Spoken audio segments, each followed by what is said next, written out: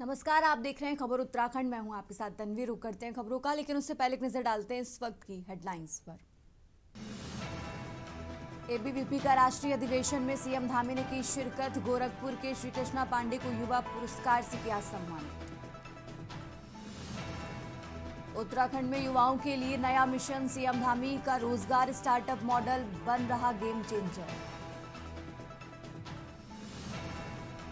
नैनीताल पहुंचे भाजपा प्रदेश अध्यक्ष मथुरा दत्त जोशी। पत्रकार वार्ता के दौरान कांग्रेस पर साधा निशाना। नैनीताल उप जिलाधिकारी ने जारी किया निर्देश। दुकानों के बाहर मीटर का डिस्प्ले लगाने पर लगाई रोक। देहरादून एबीवीपी अधिवेशन पर एनएसयूआई का हमला। सरकारी संसाधनों के दुरुपयोग का लगाया आरोप। सितारगंज में नानकमत्ता पुलिस का सबसे बड़ा वार। एसएसपी के निर्देशन में कुख्यात ड्रग किंग गिरफ्तार। आप देख रहे हैं के न्यूज, खबरों का सारथी। और चलिए अब रुक करते हैं खबरों का। सितारगंज और शक्ति फॉर्म में विकास की आधारशिला रखने वाले पूर्व सीएम व सितारगंज के पूर्व विधायक विजय बहुगुणा ने एक बार फिर साफ कर दिया कि क्षेत्र का विकास बहुगुणा परिवार इस तरह करेगा कि जो कोई सोच भी नहीं सकता। बहुगुणा परिवार अपने वचन पर अटल है। इसकी बानगी ये है कि सितारगंज में बहुगुणा परिवार के कार्यकाल के दौरान सिडकुल फेज 2 निर्माण, ITI roadways bus station Sirsa, शक्ति फॉर्म सड़क निर्माण, सुख नदी का पुल, तहसील अस्पतालों का उच्चीकरण, पार्क पार्किंग आदि का निर्माण हुआ है।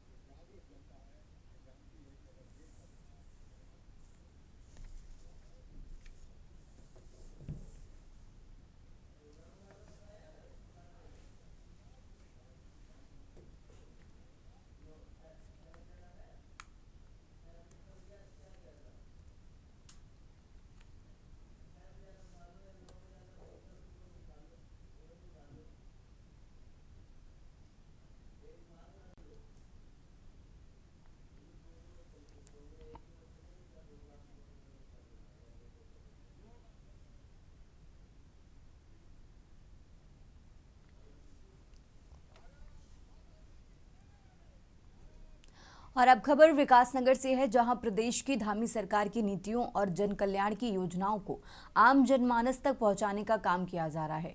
जिला पशवादून अध्यक्ष मित्ता सिंह द्वारा इसी बात को ध्यान में रखते हुए प्रेस वार्ता का आयोजन किया गया, जिसमें भाजपा के प्रदेश प्रवक्ता कमलेश रमन ने केंद्र की नरेंद्र मोदी सरकार और प्रदेश की धामी सरकार द्वारा चलाई जा रही जन कल्याणकारी योजनाओं को पत्रकारों के सामने रखा। उन्होंने कहा कि 2027 चुनाव से पहले सरकार द्वारा महिला कल्याण योजना, आंदोलनकारी हितों में लिए गए फैसले और ग्रामीण विकास योजना सहित तमाम उपलब्धि हासिल की है।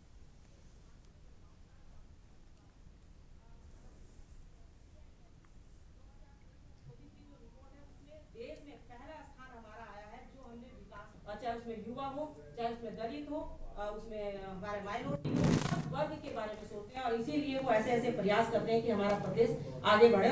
उसमें हमारा शिल्पी है हासिलर गुंजी, जो हमारे ये 4 गांव हैं सर्वश्रेष्ठ चुने गए हैं, जिसमें देश के उत्तराखंड में ये पहले 4 गांव चुने गए हैं देश में ये रखे। और अब खबर ऋषिकेश से है, जहां कंज्यूमर कोर्ट ने बड़ा फैसला सुनाया है।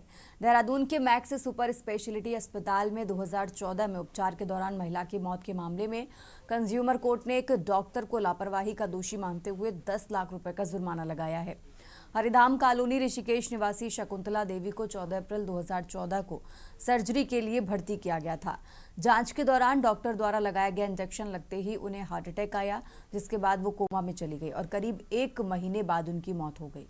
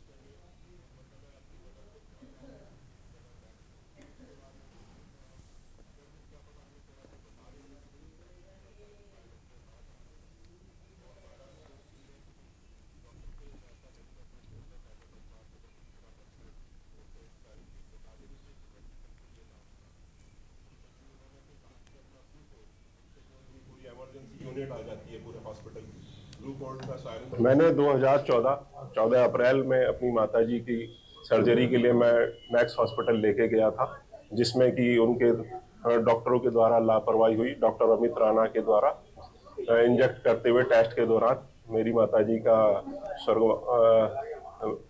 हार्ट अटैक आ गया उनको, जिससे कि वो कोमा में चली गई और 1 महीने बाद उनकी डेथ हो गई, जिससे कि मेरे को बड़ा दुख हुआ और पुलिस वगैरह ने हमारा सपोर्ट नहीं किया किसी ने भी। तो मैं फिर कंज्यूमर कोर्ट में अपील करी, तो वहां आज 20/11/2025 को जिसका जजमेंट हमारे पक्ष में।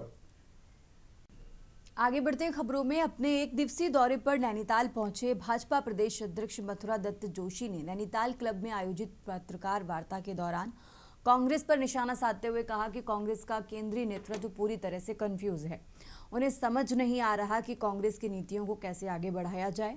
उन्होंने कहा कि कांग्रेस राष्ट्र विरोधी बातें करके चुनाव जीतना चाहती है, जिससे बिहार चुनाव में जनता ने सिरे से नकार दिया। प्रदेश प्रवक्ता ने कहा कि कांग्रेस का नारा था जात ना पात पर मोहर लगेगी हाथ पर। आज वही कांग्रेस जातीय जनगणना की बात करती है।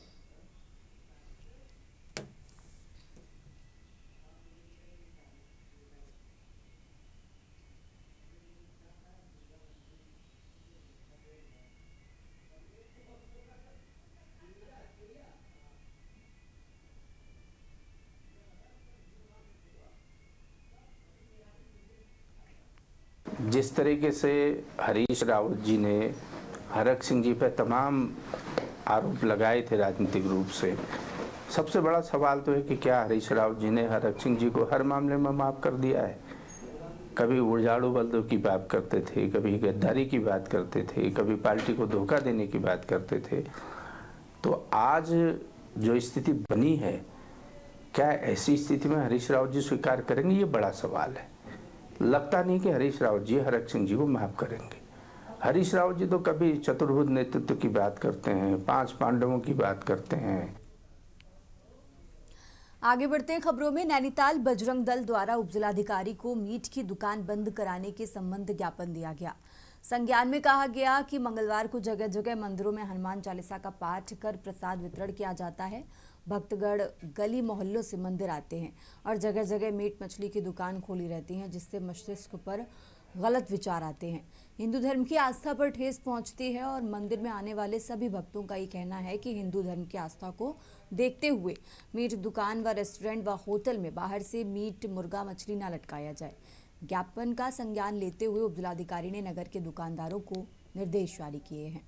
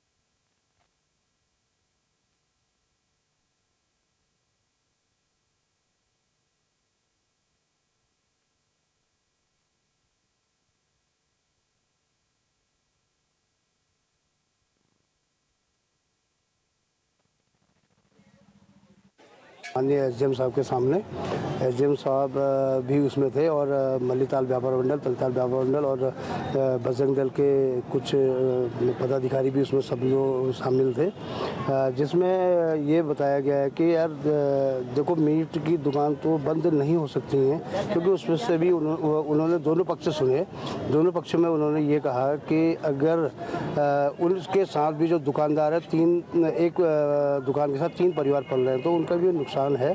काफ़ी समय से ये देखने में आ रहा था कि कतिपय जो दुकानें हैं या रेस्टोरेंट्स हैं, वहाँ पर बाहर जो है इस तरह की चीज़ें विजिबल की जा रही हैं, जिससे कि थोड़ा सा ठीक नहीं है, वो फूड सेफ्टी एक्ट के अकॉर्डिंग भी नहीं है, और साथ ही साथ गंदगी की भी शिकायतें आ रही थी।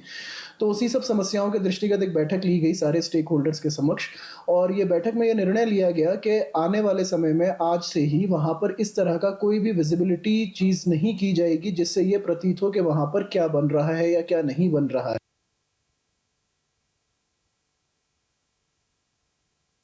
यूआई प्रदेश अध्यक्ष विकास नेगी ने देहरादून में चल रहे अखिल भारतीय विद्यार्थी परिषद के राष्ट्रीय अधिवेशन पर गंभीर आरोप लगाए हैं। पत्रकार वार्ता में नेगी ने कहा कि परेड मैदान, स्मार्ट सिटी पार्क और खेलकूद परिसर का अधिवेशन के नाम पर दुरुपयोग किया जा रहा है, जो सरकारी संसाधनों की लूट है। नेगी ने आरोप लगाया कि राज्य के विश्वविद्यालयों के कुलपति सरकार के दबाव में एबीवीपी के कार्यकर्ता की तरह काम कर रहे हैं और कुछ निजी विश्वविद्यालय शिक्षा को राजनीतिक रंग दे रहे हैं।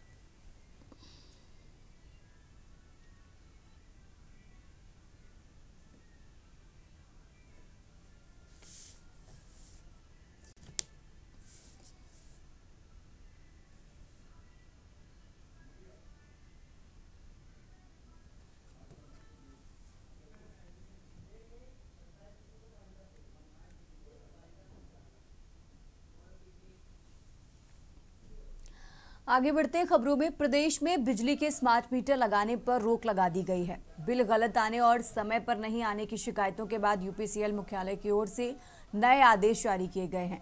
उधर कोटद्वार में स्मार्ट मीटर के खिलाफ मोर्चा खोलने वाले सामाजिक कार्यकर्ता आशाराम ने स्वागत किया। स्मार्ट मीटर के खिलाफ मोर्चा खोलने वाले आशाराम को जेल भेज दिया गया था और उसके बाद भी उन्होंने कोटद्वार तहसील के बाहर अपना धरना प्रदर्शन जारी रखा था।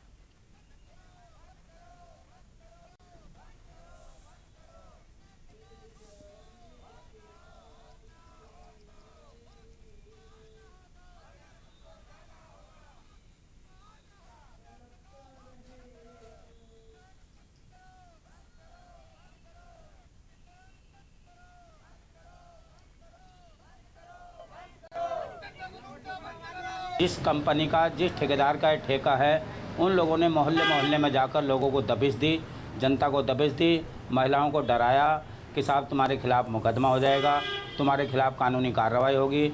हमारे पास जो है डीएम साहब का आदेश है कि ये लगने ही लगने हैं। तो मैं चाहता हूं कि क्लियर करे शासन या प्रशासन, इसको क्लियर करे और जनता को गुमराह ना करे है, क्योंकि ये मीटर भी जो हैं इन्होंने 3 किलोवाट के या 4 किलोवाट के लोगों को थोपे हैं। और अब खबर देहरादून से है, जहां देहरादून में जिलाधिकारी सविन बंसल के निर्देश पर जिला प्रशासन ने तहसील परिषद स्थित रमन इंटरप्राइजेस सीएससी सेंटर पर औचक छापेमारी कर गंभीर अनियमितताएं पकड़ी। उप जिलाधिकारी कुमकुम जोशी के नेतृत्व में हुई जांच में पाया गया कि कई आवेदन पत्र बिना आवेदकों के हस्ताक्षर के मौजूद थे और स्टाफ इनके बारे में संतोषजनक जानकारी नहीं दे सका। सेंटर पर विभिन्न सेवाओं के लिए निर्धारित शुल्क से ज्यादा पैसा वसूला जा रहा है। साथ ही 27 नवंबर से दैनिक रजिस्टर भी अध्ययनरत नहीं किया गया था।